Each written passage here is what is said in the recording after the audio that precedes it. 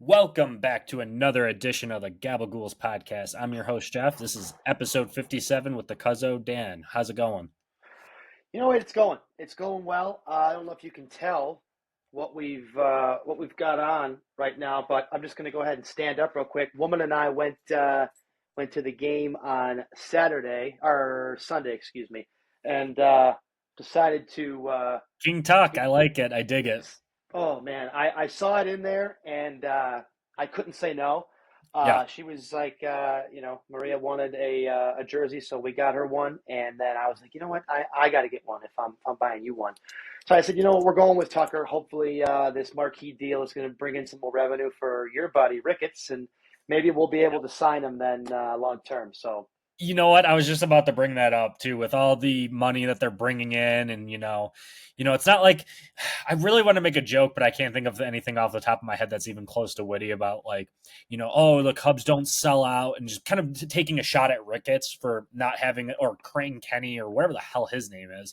Not to have the money to offer a $14,700,000 deal or $500 million deal to Tucker. He's having one of the hottest starts in baseball. Just to touch on him very briefly before we go into the season too. He's up there in the top two, tied for a top two in home runs, which he's got 5. He's batting a lovely 319 with an on base percentage of 458, slugging percentage 745, which is insane as well. The dude is just raking. I love it because I have him in our fantasy league. So, big week with that. But I mean, Kyle Tucker, as advertised, top 10 player in the league. I'm saying it 100%. yeah, He's a top yeah, 10 he player is. in the league. When he's healthy, and if he plays 162, MVP candidate. Won't win it because of Ohtani, but you could put him in that category. I think they said going back to last year, the only two people that had a higher slugging percentage or one of those stats was like Judge and Ohtani. So when Yeah, Tucker's right, he is right up there with the best hitters in the league. And we got to see that live on Sunday where we saw him hit his 5th it's homer of the incredible. year. It was beautiful. He really is. I didn't Is get to see him play a ton as an Astro, and being able to see him a little bit through some of the highlights, and then now obviously in person, it's like God. You expect him to do something every time he comes up to the plate, and that's what the best ones do. Yeah, absolutely, and I'm happy for you guys. Like that's the one thing I'll say. One nice thing about the Cubs is like that you get to enjoy Just one. Kyle Tucker.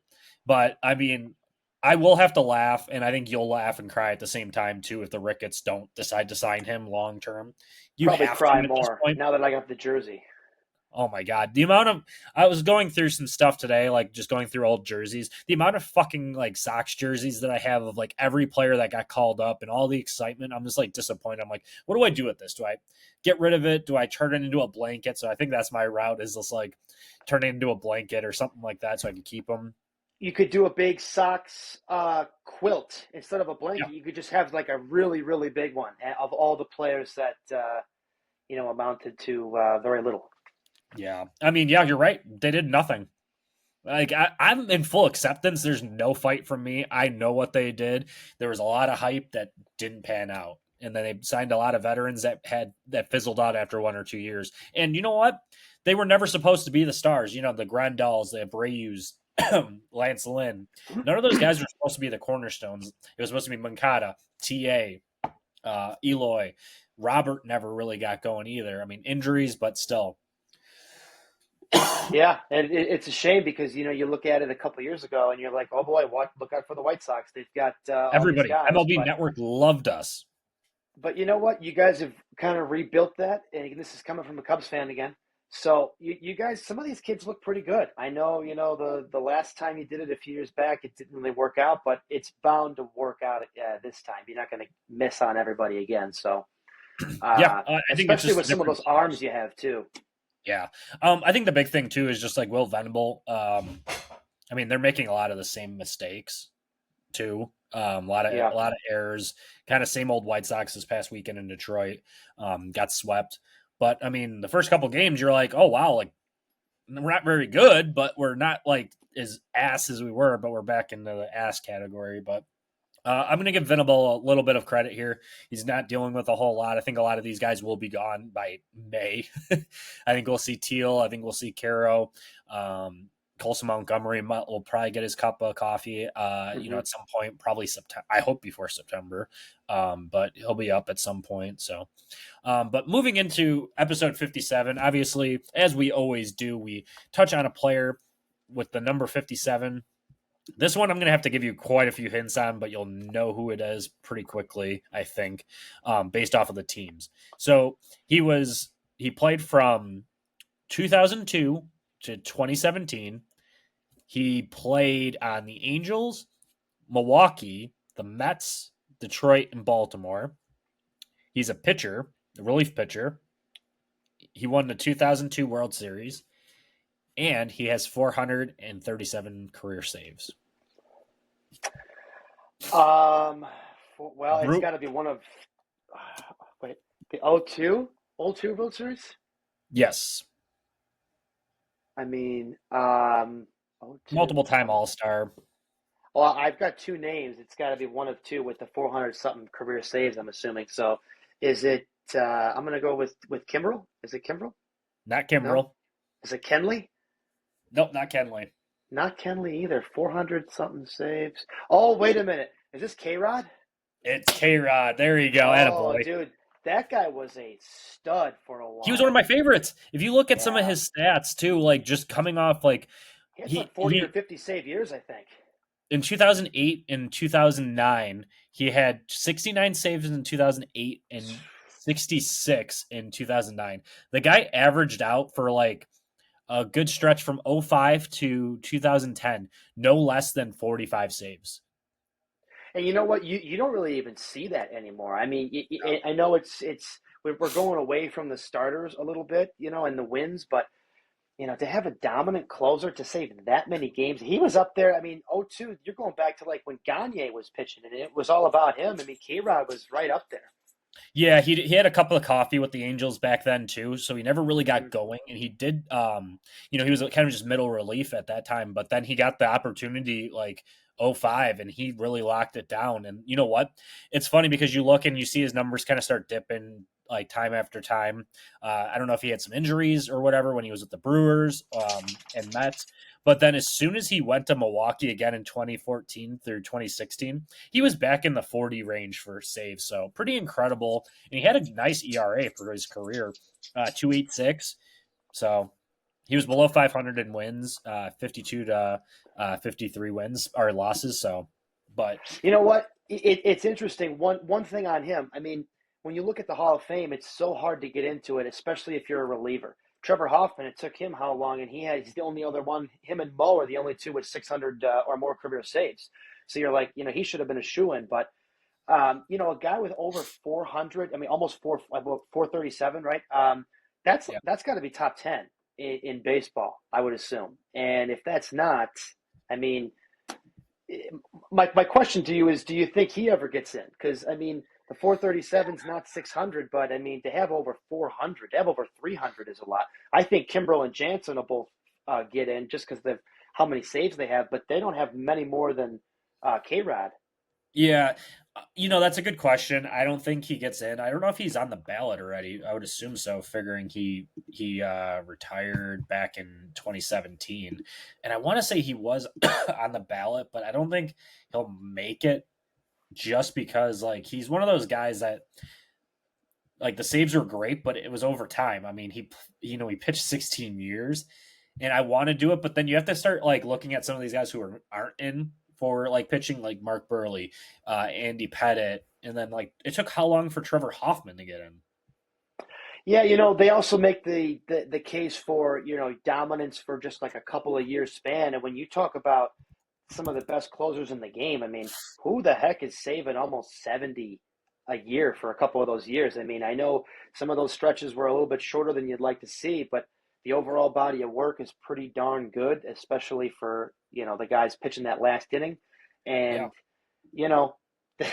68 saves or whatever in a year. I mean, Mike, I can't even, if you're getting 30 to 40 right now, that's a lot. So. Yeah. Yeah. So I looked it up. K-Rod is in the top 6. He's only behind Rivera, Trevor Hoffman, Lee Smith, Kenley Jansen has 449, Hmm. Craig Kimbrell, and then K-Rod. So And that's where I'm like, you know what? I mean, I know we don't put relievers in historically, but if you're top 10 at your I think he position or might. in something, I mean, I don't know. We'll I have see. to. Only I'll time have will to do tell. it. Yeah, well, write it down, and we'll have to look it up for next week's show too, um, because Billy Wagner's in, and he had less saves. He had 422. So we have to check if K Rod's on the ballot still. But I mean, I think Billy Wagner just got in a couple years ago. He might have just gotten in this year.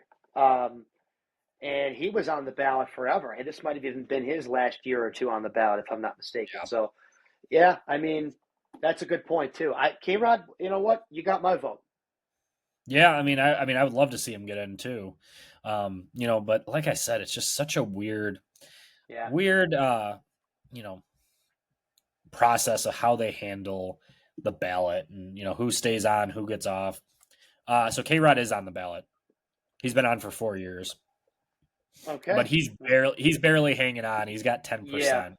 I feel like he's one of them that no one's talking about that much. We'll see. We'll see. Yeah. You know what? You have a couple years in there that aren't closer like or aren't that dominant, but saving almost 70 a year. I mean, that's my eyes are popping out of my head.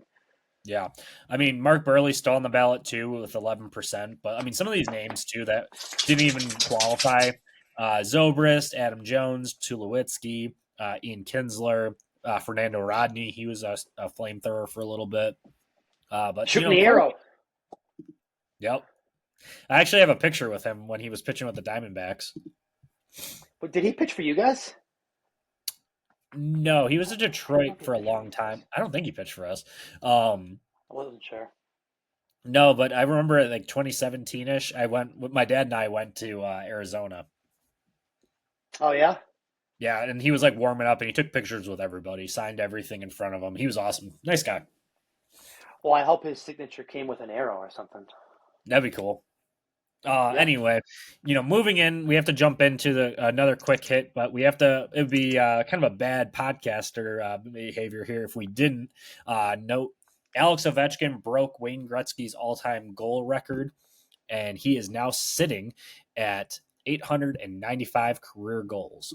He broke that yesterday. You know, I heard about this within the last few days or week or so, and you're like, man, this guy. I'm not a hockey guy, but you've been hearing this guy's name for probably 2 decades, it seems like. And Yeah. isn't he in his 40s or I'm Yeah, I not mean sure if he's he's been in the league. He's literally been in the league since 2005, and that's he's 39 years old. So, okay. kind of interesting stat too is he broke the record in the same amount of games that Wayne Gretzky did. So I think it's pretty cool to that even in the same amount of games, You know what? It begs the question, and I'm sure this is a silly question. You still probably go with Gretzky over Ovechkin, but easy. um, hey, I mean, you know, this Ovechkin's been a pillar in the sport for 2 decades. So to do that, I mean, you're talking first ballot Hall of Famer. You know, Yeah, he's a three-time MVP. So I mean, you pretty much knew he was a goal scorer always. Because like when he came into the league, it was him and Sidney Crosby, so they went back and forth for many years. He finally got his first cup in 2017, 2018, whenever it was that the Caps won. But he won Rookie of the Year in '05, not really surprising, and then he led the league in scoring in 2008, so or 2007, 2008. So I mean the guy was always one of those players that showed up, scores a bunch of goals, and it's kind of cool because you just watching him like my entire life. To see him break that record is just insane. So the grade 8, we have to shout you out. the Great Eight. That's a good nickname too. I like that. It is, isn't it The awesome? Great He's Eight. got some Yeah. cool ones, but yeah. It's one of Gretzky's records that will be touched, but like some of the other ones will never be touched. Yeah. All right. Moving into the next one, we have to shout out the Yukon Lady Huskies, capping off their 12th national title. Paige Beckers, and company. If you remember me bringing it up last year too, when Caitlin Clark faced her at Iowa, She was always a highly recruited. I think she was part of the same recruiting class as like Caitlin Clark, Angel Reese, some of the notable names that and heard of. That might be like the class that actually changes the sport and grows the game even more. And she was up there hand in hand with Caitlin. And I will always say this too, is that she might have broke more records like Caitlin did if she would have played all if she stayed healthy. There was a couple times I think she tore her ACL, I think twice, but she finally got her ring. She's probably going to be the number one overall pick in the draft this year. But not only did she's not the only one who led the Huskies. Azzi Fudd had a huge game, and then Sarah Strong. Both will continue to carry on that team, going forward. Yeah, I mean, I actually didn't know. I think that head coach is still there, right? Gino, whatever the heck his name is. Armiyama or whatever. Yeah, still there. I mean, dude, there's a reason. I mean, hey, you obviously have to have good players too, but this guy has won so many freaking times. I mean, you got to tip your cap to this guy. I mean, I'm sure he's got the record for most wins. He's had. We talked about it a few months ago. I mean, they went like 2 years in a row without losing or something like that. I mean, he's done things there that nobody's done, and you gotta tip your cap. UConn is back once again. I don't know if they ever really left, but they didn't win for a couple of years there, so they're back. Yeah, it's been since 2016. That's the last title run they had that they won. They made the final. Shocking. Yeah, I know. They made the final in 2021, but lost to South Carolina. I mean, that just speaks to how good South Carolina has been, too, under Dawn Staley. She's been incredible, just leading that team. I mean, look at all the WNBA players that came out of there. She's made the final 3 out of the last 4 years, and then the semifinal the last 5. So pretty good company to be in, though. I mean, Dawn Staley has turned that program around. They barely lose, so. You got another powerhouse in women's basketball. And then, it was sad to see your girl, Juju, get hurt because I know I was hearing so much about her. USC was – I have a feeling if she didn't get hurt, they might have been in the ship. We'll see. I don't know. I mean, I don't know if she still has any more years of eligibility, but – yeah, I think she's only a sophomore. She's she'll young, be back. okay. She tore her ACL, so she'll be back. So it'll be kind of fun to watch them kind of go after. That's the next star. So USC will be a highly favored team. Obviously, with South Carolina, UConn will still always be there, but they don't have Paige anymore. So great name too, Juju. Juju Watkins. Yep. All right. Moving into the men's side of the bracket with March Madness. Do we want to rip the Band-Aid off with your Dookie Blue Devils, or? Well, I mean, you either start with them or you finish with them, so that's fine. Let's start with the choke job again. 1 field goal in the last 10 minutes of the game, with arguably one of the greatest put together analytical rosters ever, and Duke choked. As a Carolina fan, this just brings joy to my heart. I don't know. Do you watch The White Lotus? No, but that's going to be the next show I'm going to have to start watching. Yeah, so I'm not ruining it for you by any means, but there's a character on the show who has a Duke shirt on, and he has a gun to his head, and that's been the meme that has been going around like nonstop over the last since it came out. And Sure. we're all waiting to use it as people who hate Duke, which is just about everybody but people who went to Duke or just fans of Duke. So yeah. Houston came back, beat them with what was it, like a minute left in the game? Something like that, yeah. Admittedly, I didn't see a ton of these, but you feel a little bit for John Shire. He just took over the program the last couple of years, and you had an amazing year this year. You had Cooper Flag. I guess you can't win them all. I know they were supposed to be the team that went all the way and won it, but it's been an interesting year, right? 4 number ones make it. You just I would have liked to see Duke and Florida duke it out, if you will, no pun intended. But you know what? We're still going to have a good game with Houston and Florida. I don't really know who I'm rooting for. I don't think I'm really rooting for anybody. but it should be a good game. And yeah, I mean, you know what? You can't win them all. You feel though, especially John or win Shire. it or win it I, all. I mean, I don't know. I mean, you guys haven't won since what, 2015? You'd have to. I mean, I'm sure you know all the stats, Of Mister course Tar I Heel over do. here. I just Hey, real yeah, quick, let me ask you something. Did you go to the University of North Carolina? I didn't go to any of those schools. We know that Thank you. already. Yeah. All right. Well, you know what? Pipe down over there, Mister Tar Heel.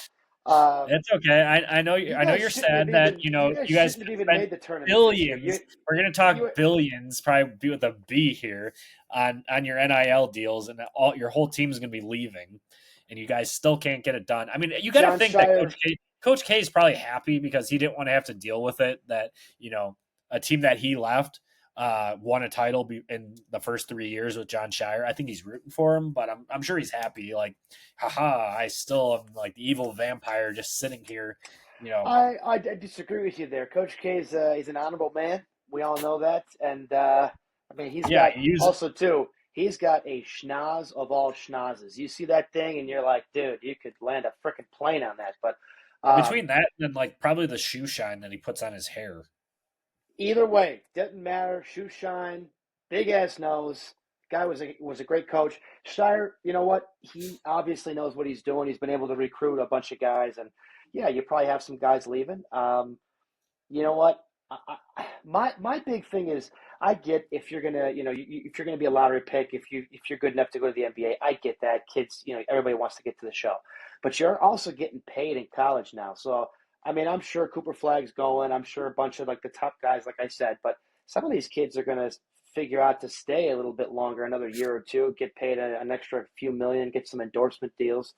You couldn't do that before, so we'll see. But Duke will be back. Don't you worry. And your Tar Heels, like I said a minute ago, shouldn't have even been in the dance. So let's not even Hey, get into that. that's okay. We still at least we make the final. Also, we still hold it over. We retired Coach K in the Final Four, so You know what? Yeah, we. I like how you said we. we. Yep, all the Yeah, investment that I put into this team, I'm gonna yeah, say we. yeah. You go Um, ahead there, Tar Heel. it's okay. It's okay. Just blow the game with like a minute left, and you know, yeah, I don't know. It's just like that game was so sloppy near the end. Like there's a lot of mental errors from, Cooper Flag and just in company. I mean, but Cooper Flag, he had an amazing game. Just down the stretch, they were Amazing bad. year too. You know. Yeah, But yeah, I mean, you know what? He's really the one. We'll see him probably leave, and he looks like he's. I mean, I'm sure everybody could learn more, but he looks like he's pretty ready. So. absolutely. All right, moving into the next game, Florida beat Auburn. We all kind of picked that one, but Walter Clayton Jr. has kind of ascended this whole tournament. He's been incredible. Another 30-point game. Made his free throws down the stretch when he needed them. He seems to be one of those guys too that just turns it on at the end of the game and he kind of leads them. This game is going to be incredible to watch because just how disciplined Houston is. Which side note, have you actually seen the video of their practices? Houston, that Houston. is. Yeah. You know what? I have not, and I'm sure you're going to enlighten me. Yeah, you'll have to look it up after this, but one of their drills that they do, besides doing suicides, is they do a loose ball drill where they literally have two teammates running after the ball, like literally having like not a like maybe like a little scrum here on the court, trying to steal the ball from each other. It's wild. And it just shows because they're disciplined. One of the other stats I saw that their center or like tallest guy runs like a 5:45 for mile. So they pretty much as a team run a 5 minute like sub 5 minute mile. So they're disciplined. They're in shape.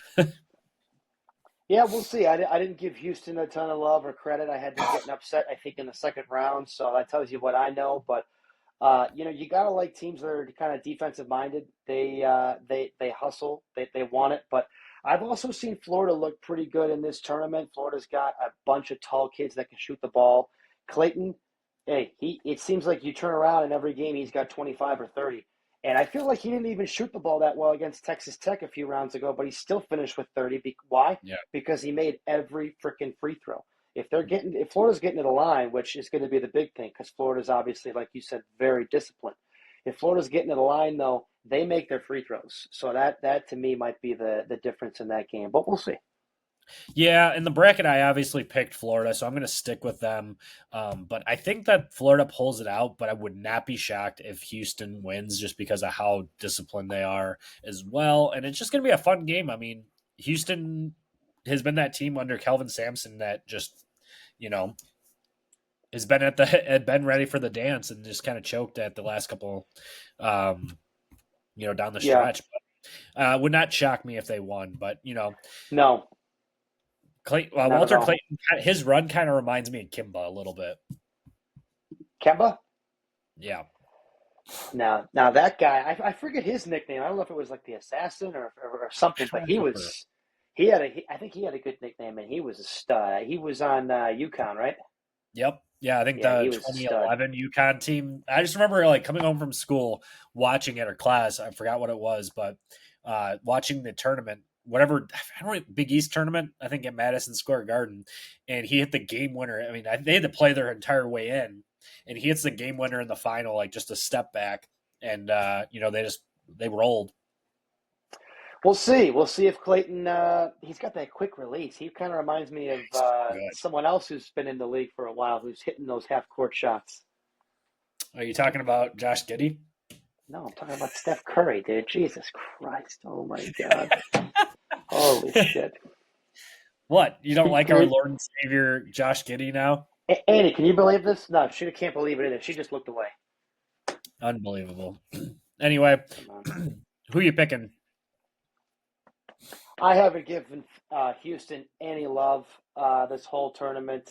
I have a thing when you got a team that's good defensively, but I'm going to stick with the Gators. So we'll see. Yep, I think I'm going to stick with the Gators too since I've stuck with them this entire time. Not going to change. So chomp, chomp, chomp for another national title. All Gators. right. Into the MLB season, little weekly recap. What do you got? What do you got for me? Cubs look good. We'll start with that. They do look good. They do look good. Cubs are looking pretty good. I think we had won 5 straight after dropping those first 2 to the Dodgers. And side note, guess who gets to play the Dodgers this weekend? These fucking guys. We get to play them again. Lovely. Thank you so much, Rob Manfred, and whoever makes the fucking schedule. Cubs have looked really good, though. You know what? We blew that one game. We gave up like 8 runs in the 8th. If we didn't do that, which shouldn't have happened, you got another win there. And the starting pitching's looked pretty good, especially with Imanaga. Matthew Boyd hasn't given up, I think, a run in 2 starts. He's been great. I think his next start's against the Dodgers. So, Matty Boy, let's get ready. The offense has looked good, which is, hey, I know sometimes the first couple weeks, first month of the season, maybe they say the hitters are a little bit more prepared than the pitchers are. So we'll see how we are a month or 2 into the season. But, the Cubs have looked pretty good. And you know what? We should have, I know shoulda, woulda, coulda, should have won yesterday. San Diego scores. Presley might be out of the job soon. I think because what is the other guy? Hodge is his last name. I think It's not just that though. Especially yesterday, San Diego scores 3 in the top of the first. Cubs come back in the next 2 innings and score 7 runs. So you're thinking this is great. You can't not score for the next 7 runs or innings, and you've got last at bats. So I know San Diego's a good team. I know I'm bickering about being able to sweep. Side note, I was looking for a broom to buy yesterday. Couldn't find it. That might have been the bad voodoo for us to not get the sweep. But Cubs have looked pretty good. I'm happy with what I've seen. So we'll see if that continues. Another couple surprises, I guess, early in the year. San Francisco starting 8-1. They've been pretty darn good, and I don't know. I think it's been the offense for them. They've been scoring some runs. I think the starting pitching's been decent. Verlander's not been good for 2 starts, but they're an interesting team. 8-1. What do you got on them? You know what? Just in general, the NL West has been a nice surprise. Obviously, you knew the Dodgers were going to be not good, so they're 9-2. Yeah. Padres 8-2 as well. But yeah, the Giants have really been a surprise that they've come up to this like great start so far. Um, I think that continues. They're facing the Reds tonight at least, so you got a series against them. They're pretty bad. I've been shocked at how bad the Reds have been too. We could talk on that in a minute, but Wilmer Flores just seems to be one of those guys that just seems to turn it on every other year. Last year he had a pretty poor season, but 2 years ago, really good player. But you've really seen, I think his name is Heliot Ramos. He's been an outfielder for them. He's And he's batting been pretty good. 308, a couple home runs. Matt Chapman looking as advertised for them. Luis Mateos hasn't really played a whole lot, but been decent. Oh no, he has played. He's played 9 games. I don't know what I'm talking about. He's batting 357. He hasn't hit a lot of home runs or anything, but just as this is just kind of your typical Giants team that they just have a bunch of ragtag guys that kind of come together and become stars. And this is without Willie Adames really doing very much of anything. He's batting like 216, no home runs, couple RBIs, but Yeah, San Fran. I mean, 8-1. Like you said, you knew the Dodgers were going to be good. Of course, they get off to a 9-2 start. San Diego 8-2. They've been pretty damn good too. Arizona's another one too. 5-5. A little shocked there that they've. I think they've had to play the Yankees at least once or twice to start the year, which the Yankees are great, but a little surprised they're only 5-5 through their first 10. Cincinnati too, 3-7. Philly. You know what? The biggest surprise is the Braves. Only one win in their last what is it? Last 9 games that they've played. They've Yeah, have one win. What a yeah. I poor mean, start for them. you start 0-8. I think they finally just won a game. So, You know what's funny too yeah, is that they have one of the best pitchers in the league right now with Spencer Swellenbach. He's been a complete. He's been nails in his 2 starts. He's given up no runs, so he's got the 0 ERA. Kind of a front runner now for the Cy Young if he can keep this up. I know it's super early, but 14 innings pitch, only giving up 3 hits. Only one walk with 14 strikeouts. That's been pretty good. Chris Bubik, switching over to the American League, he's been incredible for the Royals. yeah, He's kind of yeah. come on. I remember him a couple years ago. He was their fifth guy. Kind of was like the guy you kind of hoped that would be pitching because you could tee off on him. But he's been incredible through 2 starts, only giving up, let's see here, 1 run. Mitchell Parker, another guy for the Nationals. He's been kind of crazy. Martin Perez for the Sox. He's been pretty solid. That's about the only Very good. decent I can say for him this week. But touching on some young pitchers too in the American League that have been really good this year. Is Casey Mize finally is kind of broken out of his shell.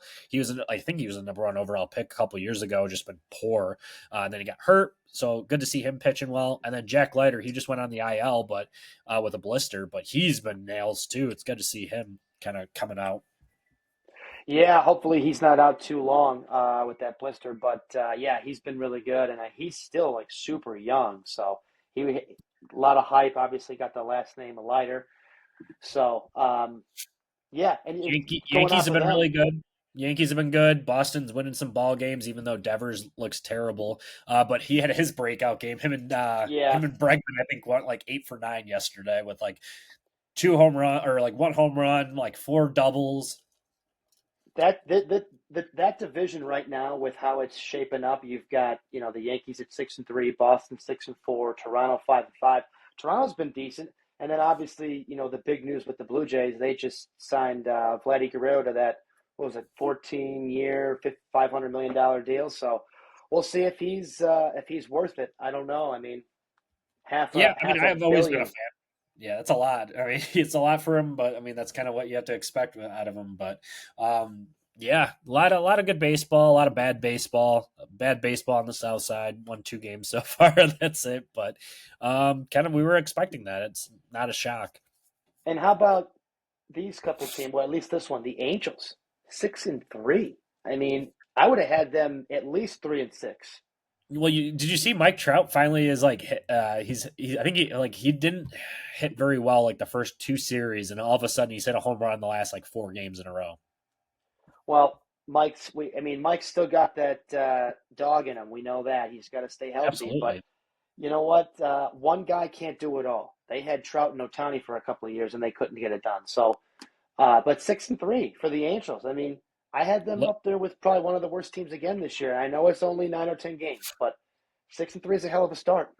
yeah, Kyron Paris has been kind of a guy for them too. I just picked him up in fantasy. He's batting 444 right now. He's just hitting the lights out of the ball. Jorge Soler, he's been the last couple games, he's homered, 5 RBIs. Tim Anderson hasn't been horrible for them either. I mean, he's batting, I think a modest 200, but he's had a couple clutch hits. Nothing like to blow up your stat sheet, but he's been kind of clutch for them. And then Logan O'Hoppy's got 5 home runs, seems to be hitting the cover off of it, batting 345. And then, like we said, Mike Trout. Yeah, I mean, look out for the Angels this year. Dare I say? Is it too early?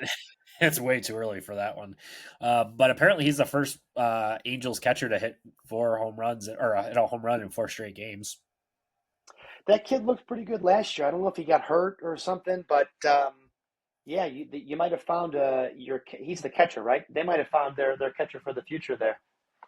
Yeah. All right. Anything else? Tommy Edman looks like a superstar. Yeah, like we need to talk about the Dodgers anymore. Well, you want to touch on your 2-7 White Sox real quick or no? Yeah, of course. Not a whole lot to say. We had the first 4 games where our pitching staff was lights out, didn't give up a run for like I mentioned last week. Benintendi been pretty good. I think he left yesterday's game, but I don't think he'll be like out a long time. But he's leading the team in RBIs. He's got 2 home runs, batting 290. So as you should, being our highest paid player. No young guys really up yet that are really noticeable. A lot of the same shit though. Like I'm saying, like Corey Lee's been pretty bad. I think he had 2 errors as a catcher. That's not very good. Vaughn had like 1 good game so far, but he's knocking in a couple runs. And Luis Roberts been abysmal. So I think they probably should have traded him. I mean, he's always got really bad. I mean, it seems to be the tale of 2 cats here with how he plays in the first 2 months of the season. Granted, it's cold, but he just Yeah, is awful. Can't see the ball. Just we'll just wait till he gets hot. Once he gets going, you know what I mean. We all know how good he is, and yeah, I mean, you guys. I was wondering if you were going to move him last year, but you still have price a tag couple was years on there. that contract. I don't think he's getting paid that much for how good he Yeah. is. So if you can keep him healthy and if he can get hot here, maybe get him some earmuffs or something. Have him wear that thing. Warm the guy up. Put a heater in the dugout or something. Yeah, got to do something. But yeah, he's been pretty poor. And then, like I said, I've watched quite a few of these games, and just the bullpen's not there. Young pitching staff. Some of these guys that are getting shelled won't be here either. But we'll see. Yeah. We'll see what next week brings us. So, any closing arguments? Any closing comments? Cubs are National on titles at tonight, seven now. fifty. Yes, 7:50, big game. Cubs are on at 6:40, I believe, on the Marquee Network. Tommy boy, I'm talking to you, Ricketts. Let's start using some of that money to sign this guy, huh? There you go. I was going to say, got to show off the jersey for sure. But yeah, Got to show it. Tigers are up 5-1 on the Yankees right now. No, I don't think McKinstry's playing. I picked him up in one of the leagues because I got a few injuries, but I think Torkelson had a homer or two recently. I was like, God, is he coming back? I don't know. He's one of my guys I got on our beer league team too. Him, This Christian. has got to be his year. If he doesn't do anything this year, I mean, my If goodness. if I got him as a steal as late as I did, because he was just like a random pickup, I think too, which that was a hole. So we'll see. We'll see if I can fix first and second, leading our beer league team or league though. So, but did you see I lost both of my matchups in Dynasty or no? I didn't look at that matchup too much because I went down pretty heavy early in that matchup. But you lost. You're 0-2 too. Yeah, I played against 2 of the guys who scored the most this week. Because we do the 2 matchups, but I had to laugh though. I scored top 4 in the league, and I was like, "Oh fuck!" Like going into this week, I got John, and I forgot who else, but I'm like, man, I got 2 more tough games. But I guess I can't just go 50 and whatever like I did last year, 50-4. Something like that. Yeah, yeah. Let's hope not. But yeah, I mean, you know what? Sometimes you just get the unlucky card, right? You play Well, against it the was a top long 220 week. teams. Yeah, Yeah, I mean, long week too. the Like long I'm weeks will get you. I was like waiting for the week to end. I'm like, I'm just tired of playing the same person because like the player, you see the trends in players like Jazz Chisholm like went off against me too. I'm like, oh my god, like every week I gain like 50 points and all of a sudden I go to sleep, I wake up, Chisholm has like 7 points and just catches it. So yeah, Yeah, we'll see. I had a interesting matchup in my other league. I was up by 1 point late. I think I ended up winning by 10. Thank God. Had like 509 or something now with the week and a half or whatever. So we're looking good. good deal. All right, we'll close it out there.